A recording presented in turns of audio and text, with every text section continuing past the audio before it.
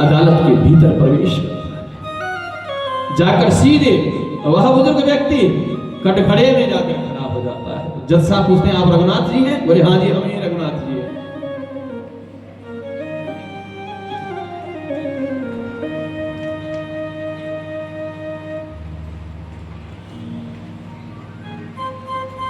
तो जिस दिन इस भोला ने सेठ को क्या पैसा वापस दिया आप जानते हैं? बोले हाँ साहब। ब्याज सहित इस भोला ने सेठ जी को पैसा वापस दिया है, मैं वहीं था। कोई सबूत? बोले सबूत क्या महाराज, अपने सिपाही को भेजो और इस सेठ की फलाने नंबर की फाइल में फलाने पृष्ठ में उस पृष्ठ के बीच में एक रसीद पड़ी हुई है, उस रसीद को मंगवाइए। और गढ़गढ़वासी अंतर्यामी सब कुछ जानते हैं कौन सी चीज कहां है। सिपाही को भेजा गया, सेठ की फाइल खोली गई, उस फाइल के ठीक उसी पन्ने पेज नंबर के बीच में एक रसीद जिस पर लिखा हुआ है फलाने नाम के फलाने व्यक्ति ने इस दिन इतना पैसा लिया था और आज ब्याज से इतना वापस हमको लौटा दिया। और रसीद लेकर के जज साहब के पास पहुंचे। जज साहब ने रसीद को देखा, सेठ को दंडित किया गया। सेठ तुमने झूठ बोला है। रघुनाथ जी गवाही देकर वहां से विदा हो गए। जज साहब ने आज उस केवट से पूछा, हे केवट ये रघुनाथ रहते हैं? क्या तुम्हारे गांव के हैं? बोले हाँ साहब इनका मंदिर है। जज साहब को लगा कि इन्होंने मंदिर बनवाया होगा। अच्छा इन्होंने मंदिर बनवाया है? नहीं महाराज ये वही है जो मंदिर में रहते हैं, पुजारी है मंदिर के। साहब उस सिपाही को पूछा, सिपाही तुमने वो समन किसको दिया था? बोले महाराज ये वो आदमी नहीं था जिसको मैंने समन दिया था, वो तो कोई और था। बोले ये पुजारी नहीं है? बोले नहीं पुजारी नहीं है। कौन है ये?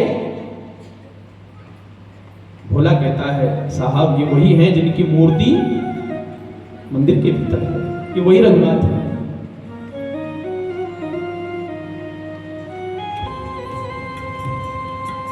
जज साहब रोने लगे।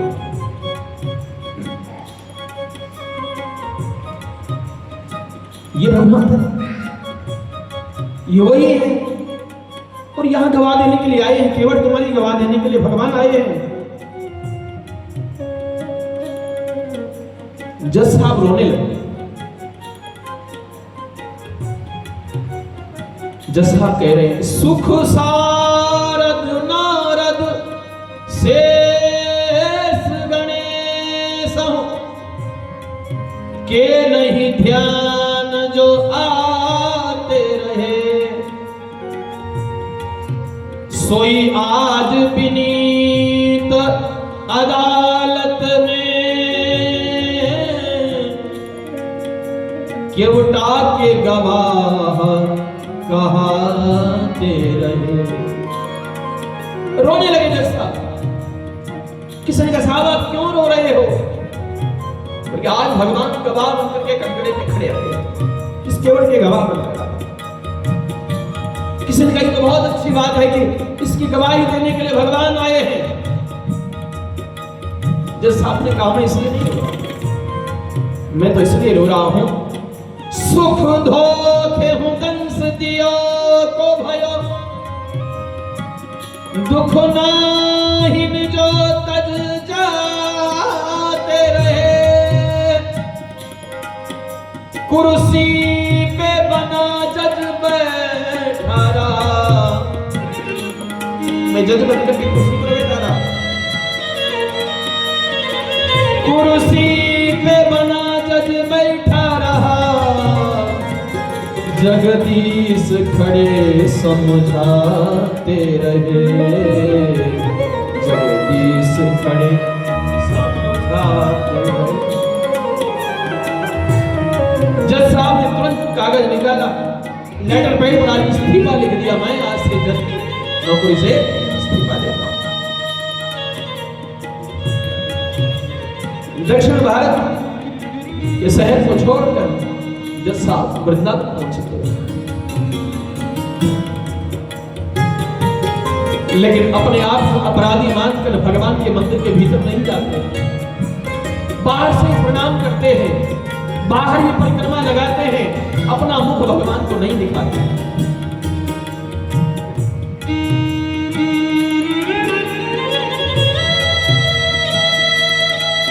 गाते हैं, मैं तुम्हारे धाम में तो आ गया हूं, लेकिन तुम्हें मुख दिखाने के काबिल नहीं।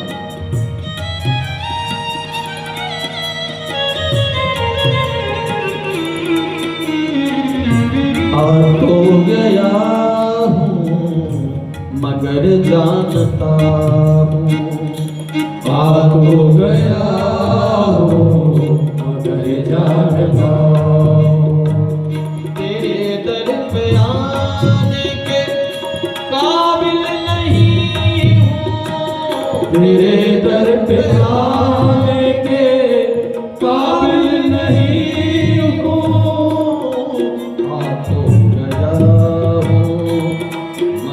जानता आ तो गया हूँ मगर जानता।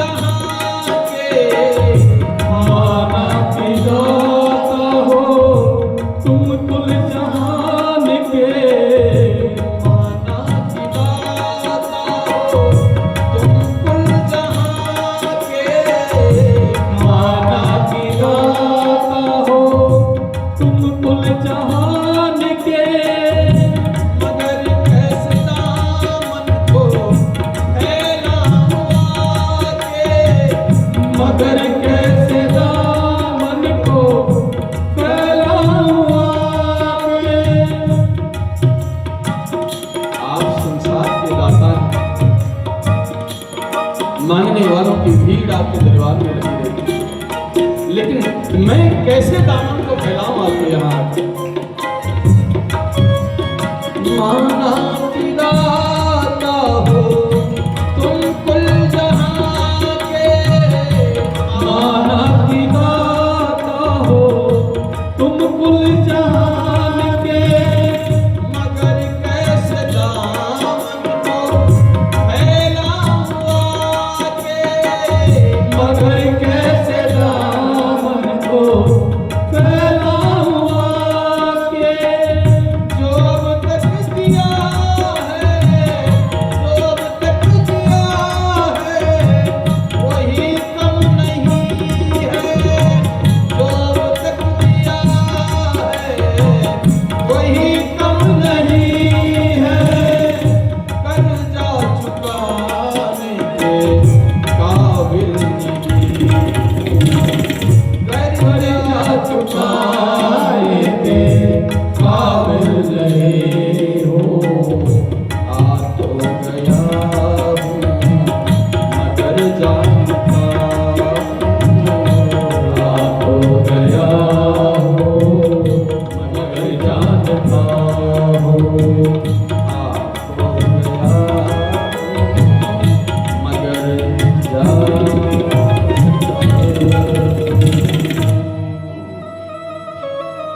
जय जय श्री सीताराम। ये सच्ची घटना है। आज भी भगवान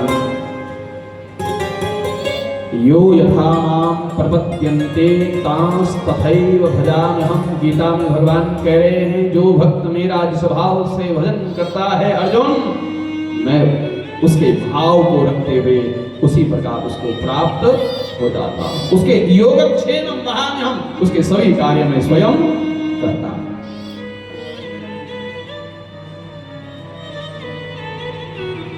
भगवान गंगा के किनारे खड़े हैं,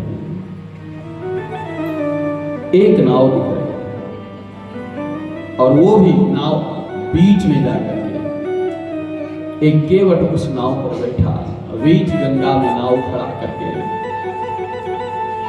भगवान ने आज उस केवट से नाव को मांगा। मांगी नाम न केवटुआना,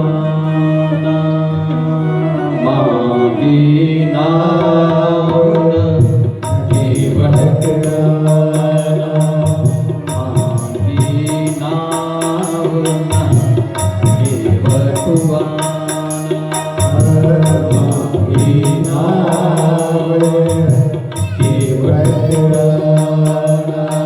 भगवान ने कहा केवट नाव लेकर के आओ, हमको गंगा से पार उतारो।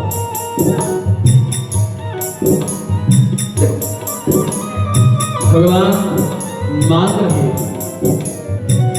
आदेश भी दे सकते हैं।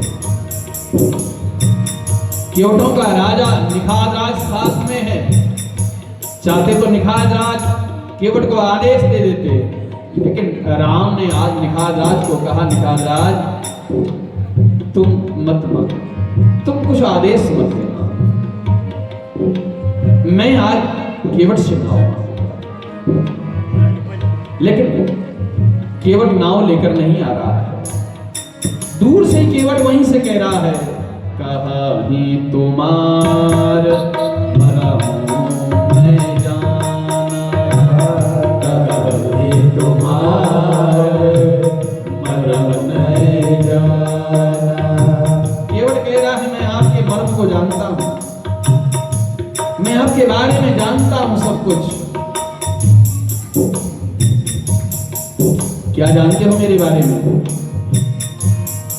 केवट कह रहा है प्रभु चरण कमल रज कहूं सब कहा, आपके चरण कमलों की जो रज है, क्या है उस रज में? मानुष करनी मोर कछुहरी, मानुष करनी मोर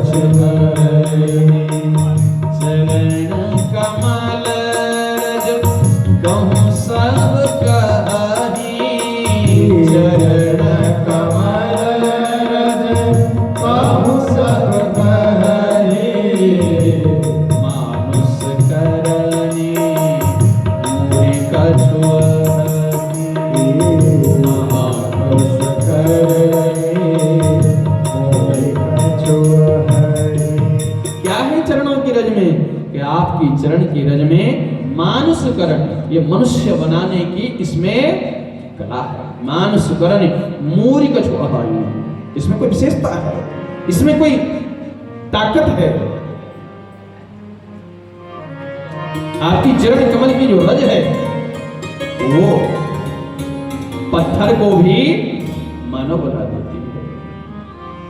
कहने का अर्थ क्या है? जो जीव इस संसार की मोह माया में फंसकर पत्थरवत हो गया है, अगर वो भगवान के चरणों से लग जाए तो वो वास्तविक मानव बन जाता है। मनुष्य रूपेण मृगस् चरन्ति, आज मानव तो हैं लेकिन मानवता नहीं है। और रावण ने यही कहा है कि मैं जब भी मरूंगा तो मानव के हाथ से मरूंगा। तो मानव अपनी मानवता को खो बैठा है। लेकिन आपके चरणों में वो सामर्थ्य है जो जीव को वास्तविक मानव बनाने का काम करती है। मानुषकरण,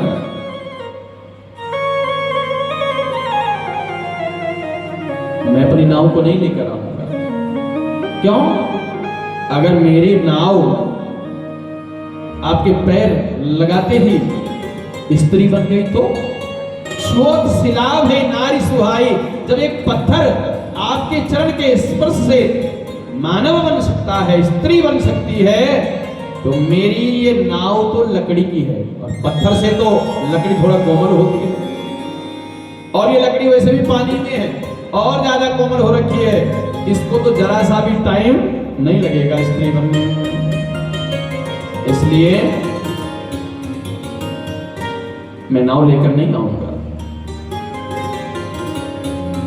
तरण्यो मुनि धरणी हो जाई, जो पार लगाने वाली नाव है वो घरनी, यानी अगर स्त्री बन गई तो उसको घर में रखना पड़ेगा।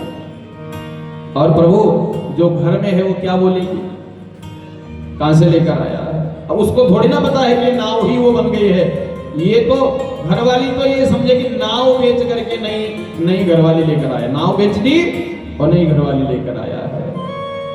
महाराज घर में क्लेश हो जाएगा, और ये नाव ही मेरा रोजगार है, इससे अलावा मैं दूसरा कोई और काम नहीं जानता हूं। यही प्रतिपालन सब परिवार हो, इसी नाव से मैं पूरे परिवार का पालन करता हूं। और प्रभु यदि आप पार जाना ही चाहते हो, जाओ प्रभु पार अवश्य गा चाहूं, मोई पद पद्म पठारन कहूं। अगर आप आवश्यक आपको पार जाना है तो मुझसे कहो कि केवल आकर के मेरे पैर धो, आपके पैर धोकर आपके चरणों की रज को साफ करके फिर मैं अपने नाव में आपको बैठाऊंगा।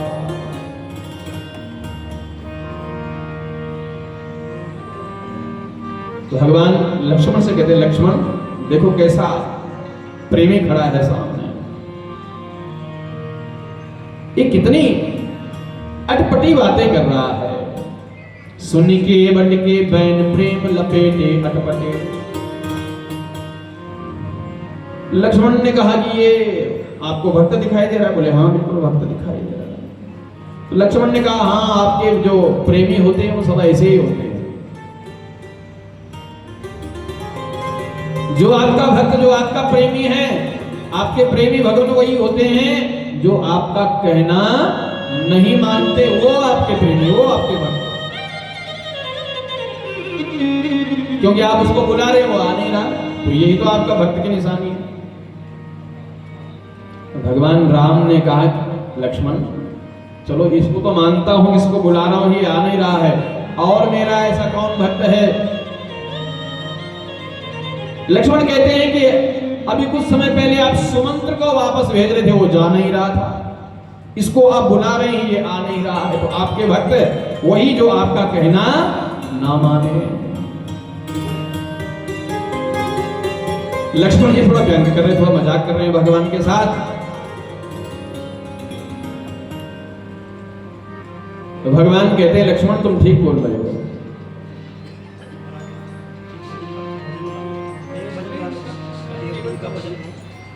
रचना करने में तो प्रभु राम शब्दों की रचना। राम ने कहा लक्ष्मण, यदि किसी का सगुन सवेरे सवेरे बिगड़ जाए ना तो पूरा दिन उसका ऐसे ही चले जाता है। लक्ष्मण ने कहा कि मैं मतलब समझा नहीं।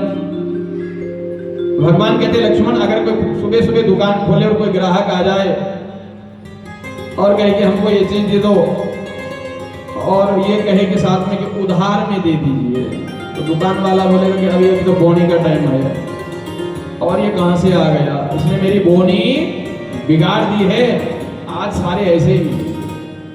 तो लक्ष्मण, जैसे किसी दुकानदार का प्रातःकाल का बोनी का समय उसका सगुन बिगड़ जाता है, ऐसे ही मेरी भी यात्रा का सगुन बिगड़ गया। लक्ष्मण कहते हैं मतलब, भगवान कहते हैं लक्ष्मण, वनवास किसको मिला था? बोले प्रभु आपको।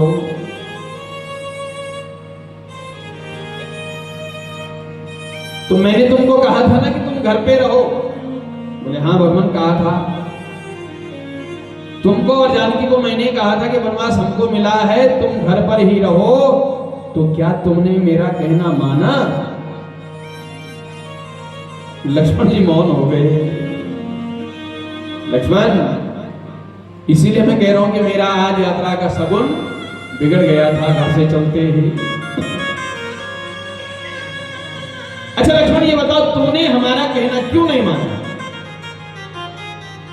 लक्ष्मण कहते हैं क्योंकि हम आपसे प्रेम करते हैं इसलिए नहीं माना।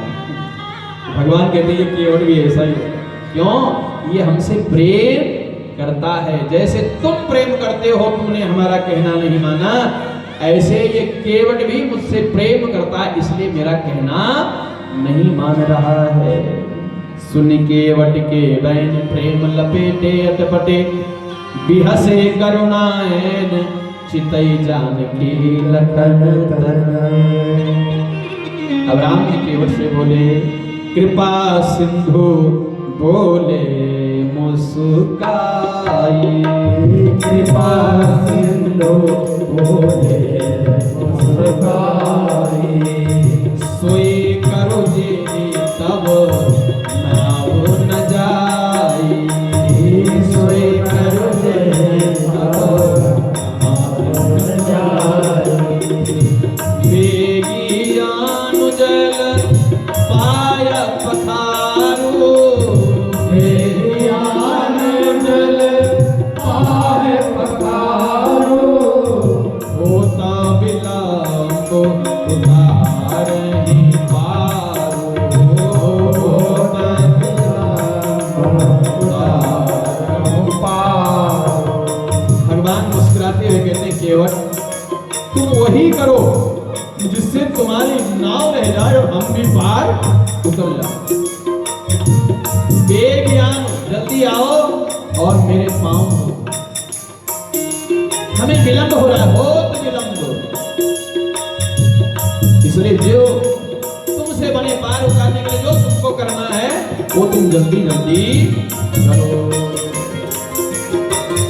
केवट राम रजाय सुपावा, केवट राम रजाय सुपावा, पानी कठौता हरि आवा, पानी कठौता हरि आवा। जैसे ही प्रभु राम जी की आज्ञा मिली, वैसे ही केवट कठौते में पानी भर करके और नाव किनारे पर लाकर कठौता में पानी भरकर राम जी के चरण धोने लगा। अब एक चरण धोता है और उसको धोकर जैसे नीचे रखता, फिर दूसरा धोता है तो देखता है कि जिसको पहले धोए उसमें तो फिर से रज लग गई है, मिट्टी लग गई है नीचे से। अब कई बार इसको उठाए, इसको धोए, फिर इसको धोए, फिर इसको धोए, कई बार पांव धो दिए। भगवान कहते केवट क्या कर रहा, पहले जल्दी हो रही, जल्दी करो, ये अब तक पांव ही नहीं धोए, 50 बार तुमने ये धो दिया, 50 बार ये धो दिया, क्या कर रहा है? केवट कहता है कि एक पांव गंदा हो रहा है, एक हो रहा है, तो कैसे काम चलेगा? केवट कहता है प्रभु आप दोनों पैर इस कठौते में रख दो। अब भगवान का बड़ी मुश्किल से तो एक पांव उस कठौते में आ रहा था। अब दोनों पांव जब धरे तो कठौता हिलने लगा, गिरने का भय भगवान को। भगवान कहते केवट केवट केवट, मैं गिर जाऊंगा, मुझे संभाल। जो पूरे जगत को संभालने वाले हैं केवट से कह रहे हैं कि हम गिर जाएंगे। केवट ने कहा प्रभु अगर आपको गिरने का भय है तो आप अपने दोनों हाथ से मेरा सिर पकड़ लीजिए। भगवान ने ऐसे ही किया। कठौते में भगवान के दोनों चरण हैं और गिरने के भय से केवट के सिर पर दोनों हाथों से भगवान ने पकड़ा लिया। आकाश से पुष्प वृष्टि होने लगी महाराज। देवता लोग कह रहे हैं वाह केवट वाह, तेरे बराबर सौभाग्यशाली कौन हो सकता है। भगवान के चरण धो रहा है और ऊपर से दोनों हाथों से भगवान का आशीर्वाद प्राप्त कर रहा है। कठौते में जो जल है, पद पखारे जलपान करी, पहले स्वयं चरणामृत को केवट ने पान किया। आप सहित परिवार, अपने पूरे परिवार को चरणामृत पिया है। फिर अपने पितरों को पितर पार करी प्रभु ही पुनि,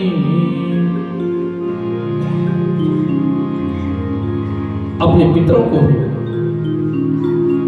उस जल से सिंचन किया।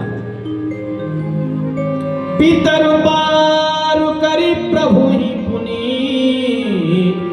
मुदित गयम ले पार। फिर केवट राम लक्ष्मण जानकी को नाव पर बिठा करके पार उतार देते हैं। जब पार उतर जाते हैं, उतरते ही आज राम जी को लगा कि इसको कुछ देना चाहिए, लेकिन राम ने देखा अपने पास तो कुछ है ही नहीं, धन नहीं है, वस्त्र आभूषण सारे अवध में उतार दिए हैं, कोई भी चीज कहीं दिखाई नहीं दे रही है।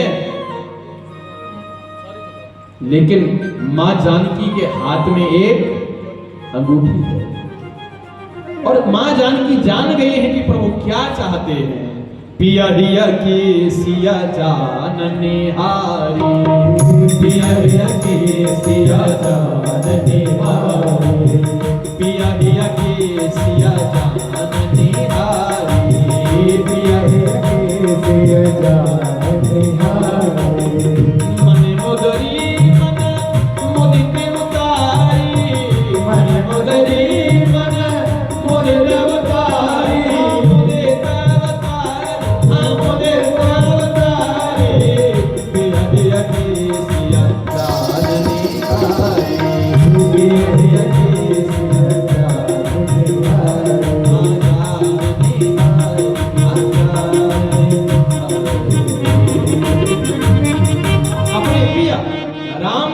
जानने बात को जानने वाली सिया जान गई कि प्रभु क्या चाहते हैं।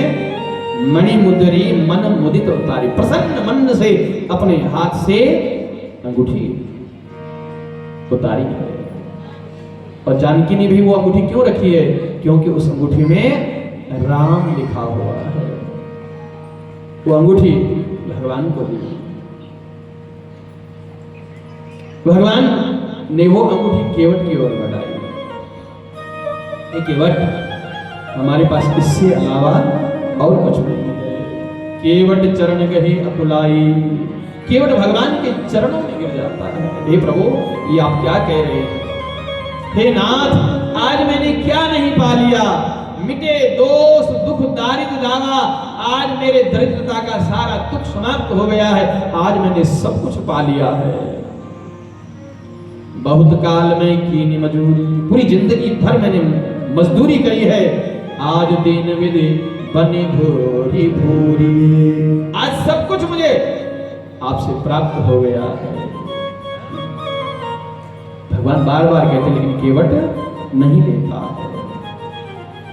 केवट कहता, प्रभु आप जब वापस जाओगे यहीं से, उस समय आप जो दे दोगे वो मैं आपसे ले, लेकिन आज नहीं दूंगा।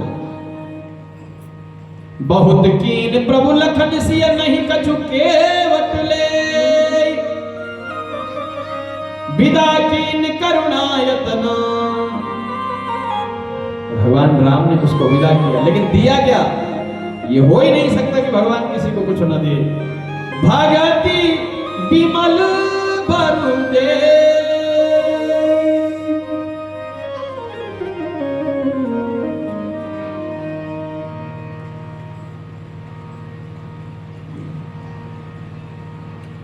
राम जी ने केवट को भक्ति का वरदान दिया है।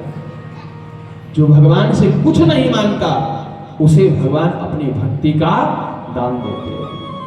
तो जो भगवान से कुछ मांग लेता है भगवान उसको वो चीज दे देते हैं, लेकिन अपनी भक्ति नहीं देते हैं। केवट को आज राम भक्ति का वरदान मिला है। भगवान केवट को विदा करके आगे बढ़ते हैं।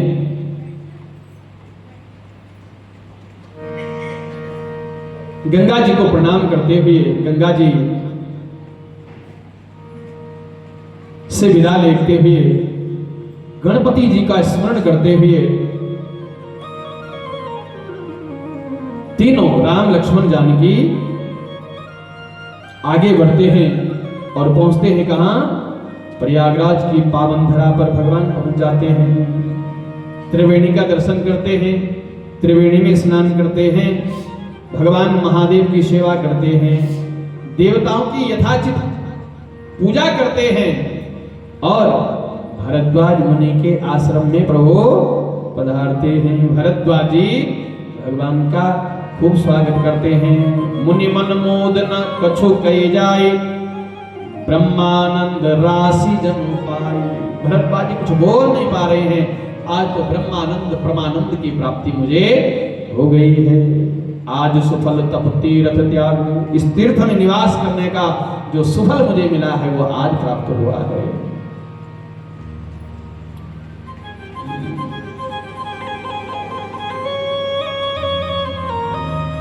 भगवान राम का सत्संग होता है भरद्वाज जी के साथ।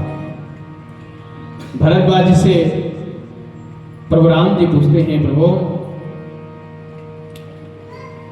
हे मुनिवर, हम कौन से रास्ते से जाएं और कहां जाएं? राम जी ने पूछा कि हम कौन से रास्ते से जाएं? भरद्वाज जी कह रहे, सुगम सकल मग तुम कहीं अहि। हे राम, आपके लिए सारे मार्ग सुगम है, आप कहीं से भी चले जाइए। राम जी ने मार्ग पूछा, लेकिन ये नहीं पूछा कि वहां जाने का मार्ग। अब कोई मार्ग पूछेगा तो पहले जगह बताएगा कि वहां जाने का मार्ग कहां से है। लेकिन राम जी ने जगह नहीं पूछी, सिर्फ मार्ग पूछा है कि हम कौन से मार्ग से जाएं। भरद्वाज जी कह रहे हैं, आपके लिए सारे मार्ग सुगम हैं, आप किसी भी मार्ग से चले जाइए। लेकिन प्रभु राम ने कहा कि आप बताएं तो अच्छा रहेगा।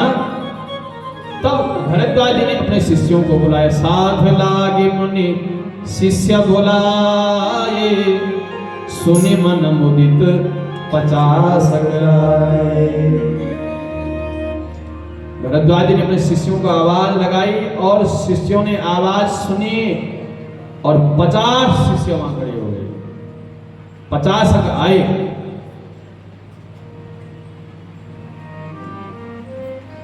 मार्ग जाने वाले हैं 4 लोग,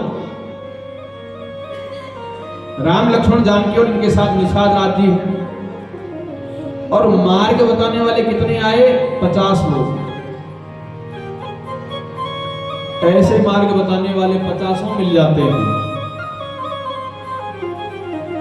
भरद्वाज जी ने कहा, राम इन 50 के चक्कर में मत पड़ो। तो गुरु जी क्या करें?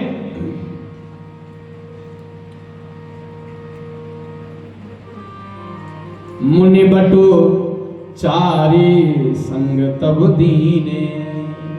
भरद्वाज जी ने 4 बटु ब्रह्मचारियों को राम जी के साथ भेजा। ये 4 लोग हैं, ये जहां लेकर के जाएंगे वहां चले जाना। अब ये 4 है क्या?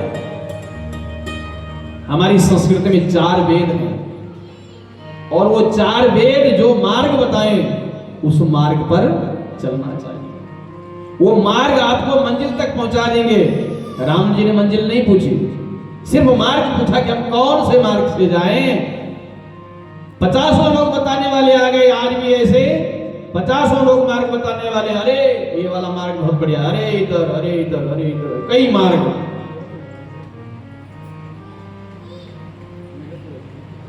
दंभिन निज मति कल्प कर प्रगट किए बहु पंथ।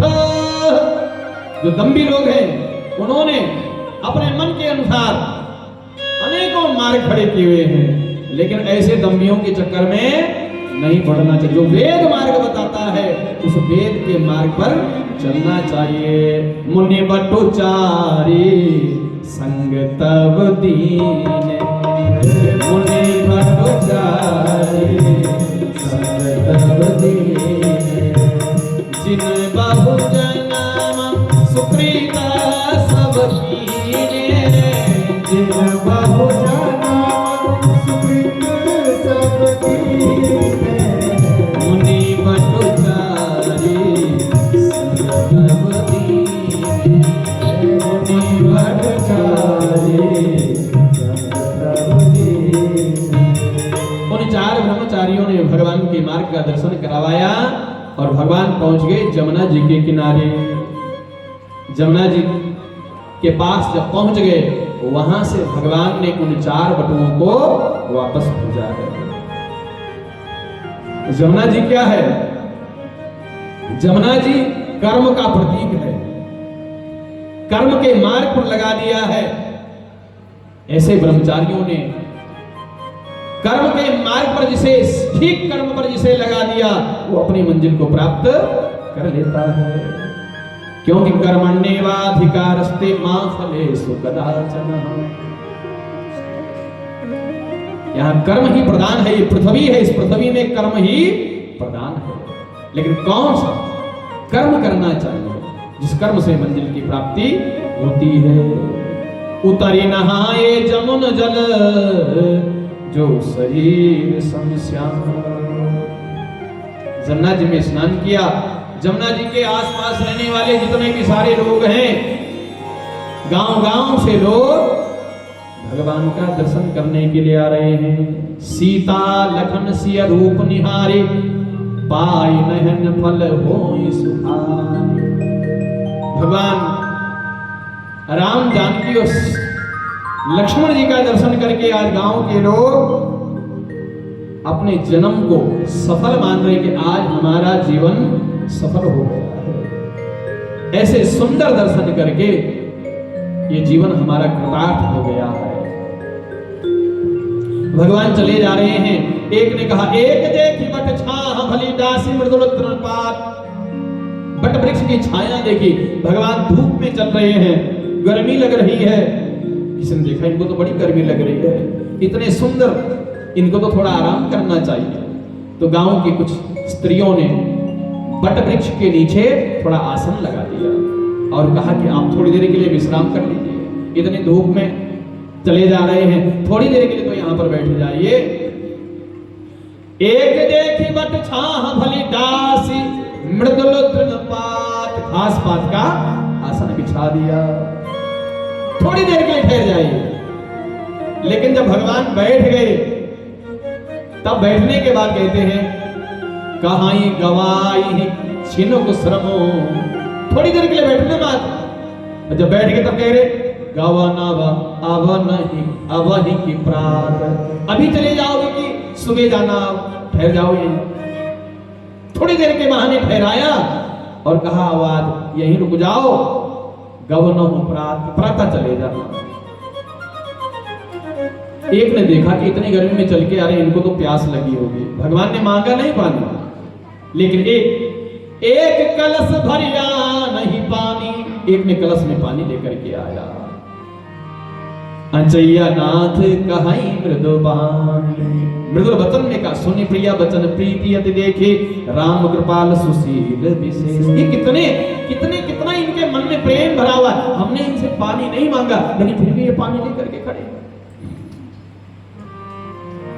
गांव की स्त्रियां मां जानकी के पास पहुंचती है। सीय समीप ग्राम दिया जाए, पूछत अति स्नेह सकुचाई। सीता जी के सामने गांव की स्त्रियां जाती हैं, संकोच है उनके मन में, कैसे पूछे। फिर भी पूछ लिया, राजकुमारी विनय हम करही। हे राजकुमारी, हे जानकी, हम आपसे विनती कर रहे। क्या विनती? ये सुबह कुछ पूछत रह, लेकिन हमको डर लग रहा है, कैसे पूछे। मां जानकी ने कहा, डरने की क्या बात है, अरे जैसे हम है वैसे तुम हो, हम एक समान, पूछो क्या पूछना चाहते, हम तुम्हारी सहेली, सहेली से क्या छुपाना। तब गांव की स्त्रियां बोल रही हैं, कोटि मनोज लजावन निहारे, कोटि मनोज लजावन, कोटि मनोज लजावन निहारे, कोटि मनोज लजावन निहारे। सुमुखी कहा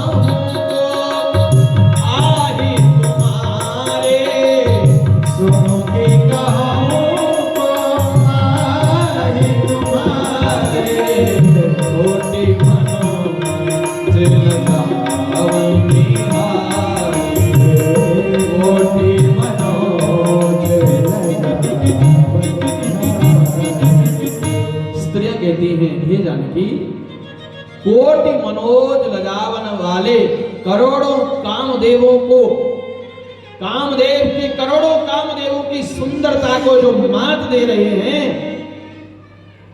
ये तुम्हारे कौन लगते हैं? सुमुखी कहो तो आई तुम्हारे ये श्याम स्वरूप वाले इतने सुंदर, ये आपके कौन लगते हैं?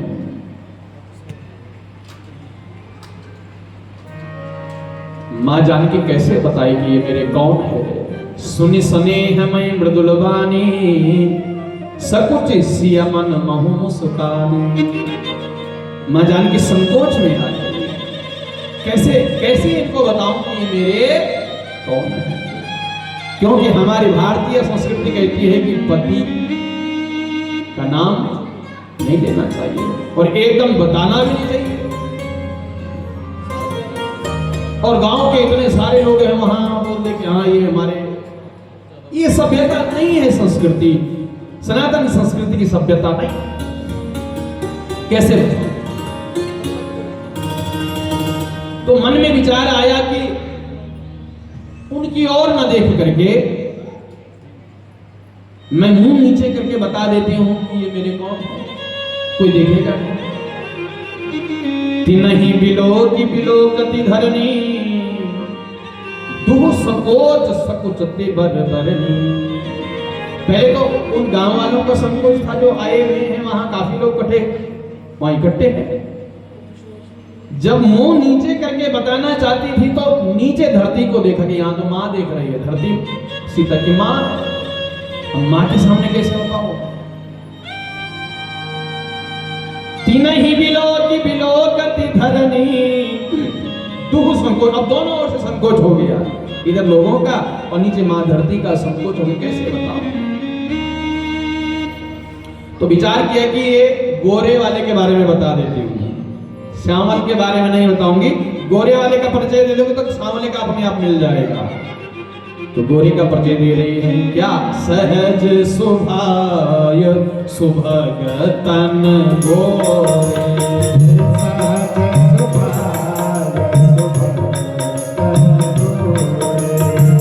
नामो लखनो लघु देवर मोरे,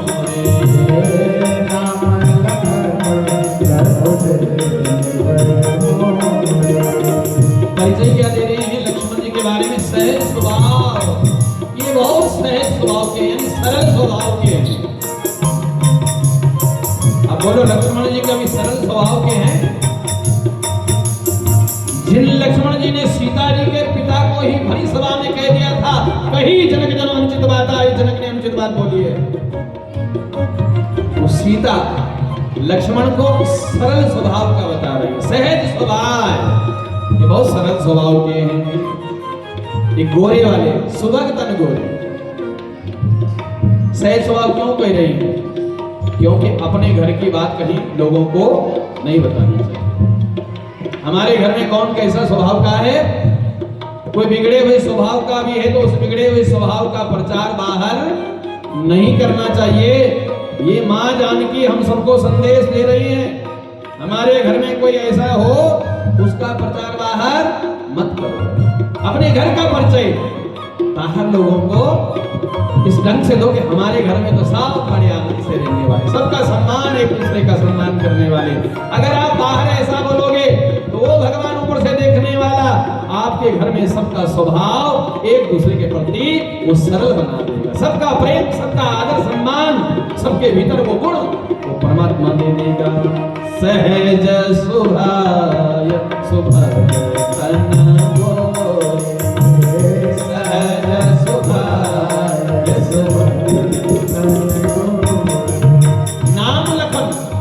इनका नाम लक्ष्मण है। कहना चाहते थे कि मेरे देवर हैं, लेकिन ध्यान आया इनसे बड़े देवर तो घर में भी है, भरत इनसे बड़े, तो क्या कहा? नाम लखनो लघु देवर मोरे,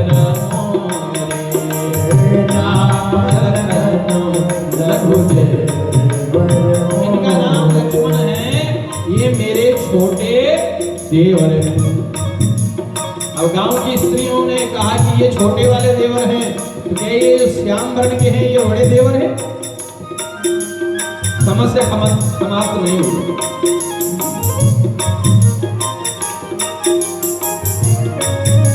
जब ये कहा कि ये छोटे देवर हैं, ये श्याम वर्ण वाले बड़े देवर हैं क्या, तो माँ को संकोच हो गया, शर्म आ गई।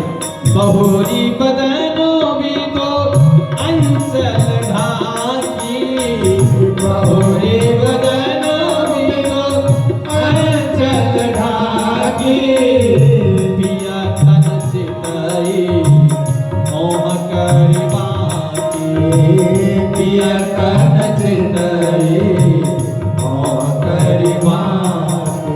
जब उन्होंने कहा ये बड़े वाले देवर हैं तो संकोच हो गया, शर्म आ गई, आंचल से अपना सिर ढक ली। तो बोले अब क्या करूं? तो एक तरफ से अपना आंचल उठा करके तिरछी नजर से राम जी की ओर देखती है। पिया तन चिताई मोह करि बाकी, पिया तन चिताई मोह करि बाकी। भई मुदित सब ग्राम बधूटी, भई मुदित सब ग्राम बधूटी, रंकन राय राशि जनूटी, रंकन राय राशि जनूटी। जब सीता जी ने तिरछी नजर से राम जी की ओर मुस्कुराते हुए देखा, संकुचित भाव से देखा, भई मुदित सब ग्राम बधूटी, गांव की स्त्रियां सब प्रसन्न हो गए, हमको पता लग गया, हमको पता लग गया, हमको पता लग गया। सीता ने बोला क्या पता लग गया? हम जानते हैं कि ये तुम्हारे कौन लगते हैं। अरे जब जानते थे तो हमसे क्यों पूछा? इसलिए पूछा कि सांवले वाले बार बार तिरछी नजर से आपकी ओर देख रहे हैं, वो आपको जब दृष्टि से देख रहे हैं तो उनके रूप माधुरी को देख करके हम भी, हमारा मन भी परवश हो रहा है। हम ये देखना चाहते थे कि आप उनकी और कौन सी दृष्टि से देखते। अब आपने देख लिया, हम जान गए कि वो आपके कौन हैं।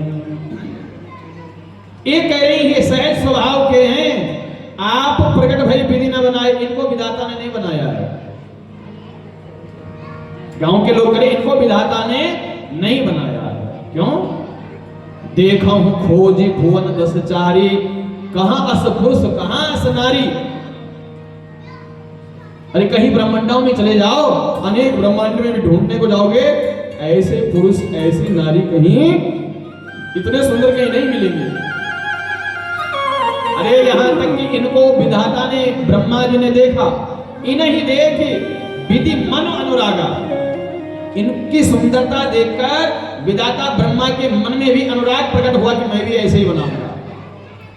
संसार के लोगों को ब्रह्मा जी बनाते हैं, तो उन्होंने विचार किया मैं भी ऐसे सुंदर बनाऊंगा। पटतर जोग बनावे लागा, बनाने लगे, लेकिन नहीं बना पाए। कीन बहुत श्रम, एक न आए। बहुत प्रयास किया ब्रह्मा जी ने, लेकिन ऐसे नहीं बना पाए। तब जलन हो गई, ब्रह्मा जी को ईर्ष्या हो गई। ते ही ईर्षा बना आनि दुराए, उनको ईर्ष्या जलन प्रकट हो गई और इनको जंगल में छुपा दिया, कोई इनको देखे ना। तब एक सखी बोली ब्रह्मा को तो छुपाना भी नहीं आता, तो क्या तू कहां छुपाती? ए रखी सखी आंखें न माई, मैं इनको अपनी आंखों में छुपा लेती और आंख बंद कर लेती, फिर इनको कोई देखने वाला नहीं होता। भगवान राम इन गांव वालों के इस प्रेम को देख करके बहुत प्रसन्न होते हैं और आगे वहां से प्रस्थान करते हैं। वाल्मीकि के आश्रम में भगवान पहुंच जाते हैं। देखत बन सरसैल सुहाए, वाल्मीकि आश्रम प्रभु आए। सुचि सुंदर आश्रम मुनि रखी, हर से राजी बनैन। सुनि रघुवर आगमन मुनि, आगे आयो ले। वाल्मीकि जी ने जब खबर सुनी कि भगवान आ रहे हैं, प्रभु राम आ रहे हैं, तो मार्ग में ही उनका स्वागत करने के लिए मुनि आगे आयो ले, उनको लेने के लिए मार्ग में पहुंच गए। वाल्मीकि के मन में बड़ा आनंद है। मंगल मूर्ति नयन निहारी, आज मंगल का जो खजाना है मैंने अपनी इन आंखों से इनके दर्शन कर लिए हैं। वाल्मीकि जी के साथ भगवान का वार्तालाप होता है।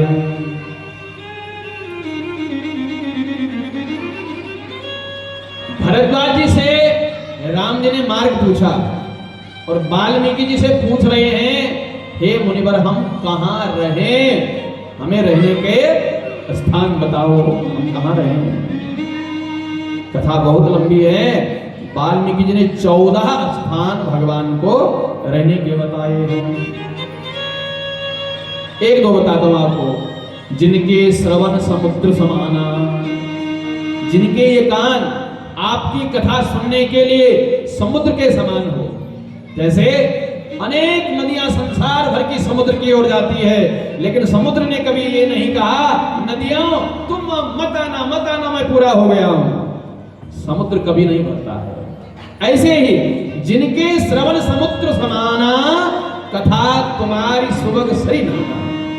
तुम्हारी कथाओं से जिनके कान कभी न भरते हो, जो कहते हो कथाएं निरंतर निरंतर हमारे इन कानों में आती रहे, भर ही निरंतर हो ही न पूरे, तिनके हिय तुम कहूं गृह रूरे। उनके घर में, उनके हृदय में तुम्हारा निवास हो।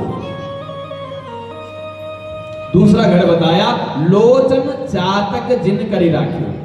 हे राम जी, जो अपने नयनों में हर जगह आपका ही दर्शन करते हो, रहाई दरस जलधर अभिलाषे, और जिनकी नयनों से आपके लिए ही, आपके प्रेम में अश्रु बिंदु बहते हो, तिनके हृदय सदन सुखदायक, बसौ बंधु सिय सह रघुनायक। सीता के सहित आप उनके हृदय में निवास करो।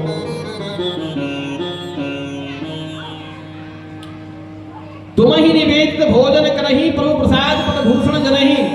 जो कुछ भी खाता है, जो आपका भक्त हो, वो जो भी कुछ पाता हो, जो पहनता हो, पहले आपको पवाता हो और फिर अपने आप पाता हो, जिसका ऐसा व्यवहार हो।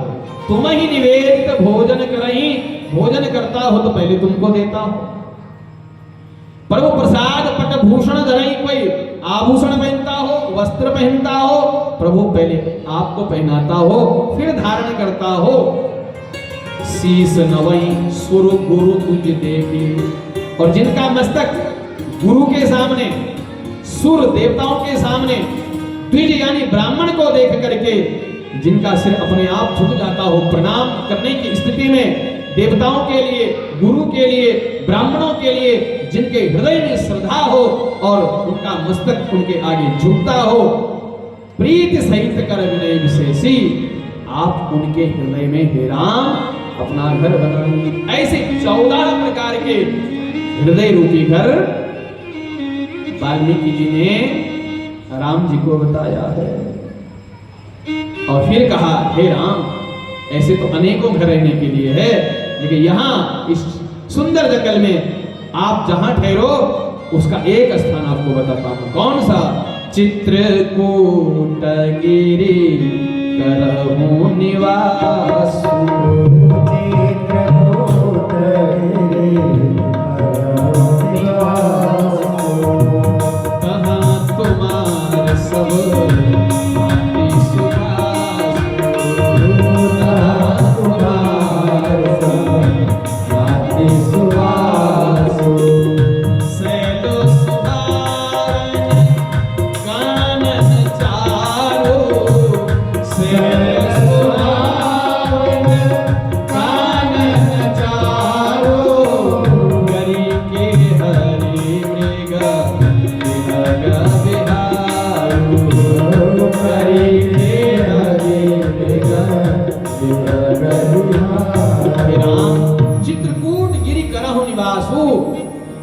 तुम्हार सब भांति सुपासु, वहां हर प्रकार से आपको व्यवस्था मिलेगी।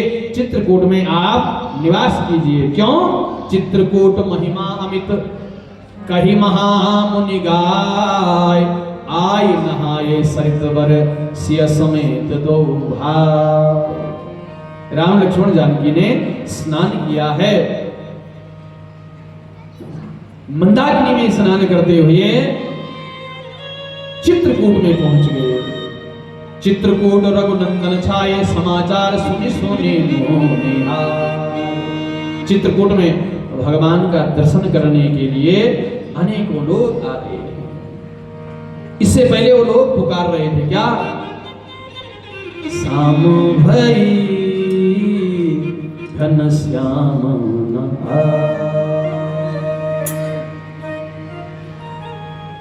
साम भई घन श्याम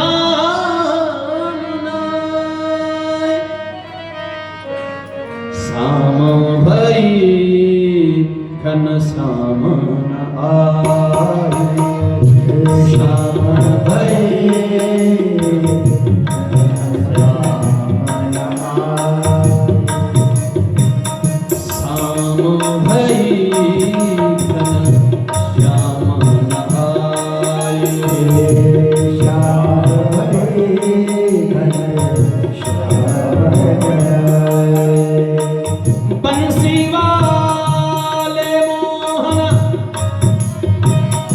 फिर से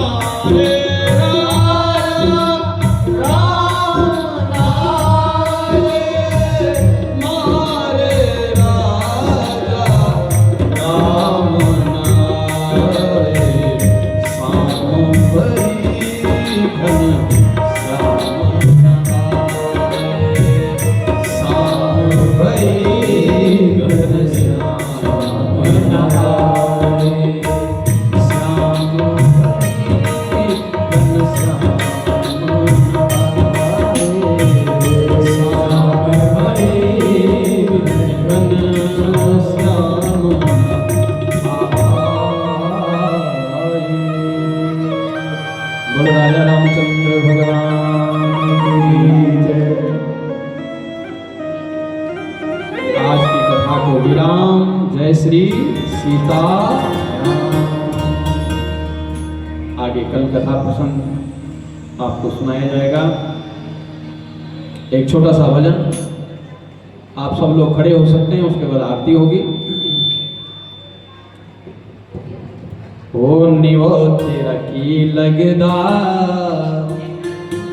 रे काली कमली वाला निवो तेरा की लगदा काली कमली वाला निवो तेरा की लगदा काली कमली वाला निवो तेरा की लगदा काली कमली वाला निवो तेरा की लगदा काली कमली वाला।